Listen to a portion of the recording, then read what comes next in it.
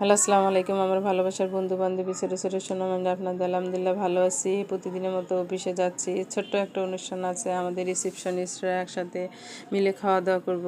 এদিকে সাদা ভাত রান্না করছে, মুগ ডাল রান্না করছে, মুরগির মাংস, গরু রাখা হয়নি কারণ আমরা হিন্দু মুসলিম সবাই এক পাত্রে খাবো, এই জন্য আর কি গরু মাংস রাখা হয়নি।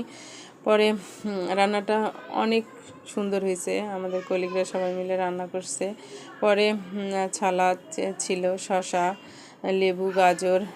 পরে ভাইয়েরা খাইতে বসছে, ওখানে কিছু ভাই আবার খাবার সার্ভ করতেছিল। সকাল থেকেই তারা কিছু ভাইয়েরা আর কি অনেক পরিশ্রম করতেছিল। একটা অনুষ্ঠান করতে গেলে তো অনেক কষ্ট করতে, তাদেরকে অসংখ্য ধন্যবাদ যে এত সুন্দর একটা আয়োজন করার জন্য। কারণ কখনো আমরা একসঙ্গে হতে পারি না, বিভিন্ন সময় ডিউটি থাকে আমাদের।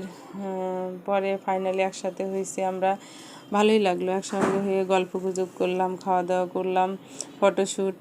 পরে ওখান থেকে সবাই আর কি খাওয়া দাওয়া শেষ করে বিদায় নিচ্ছিলাম। যদি ভালো লাগে লাইক কমেন্ট শেয়ার করবেন, আমার জন্য দোয়া করবেন। আল্লাহ হাফেজ।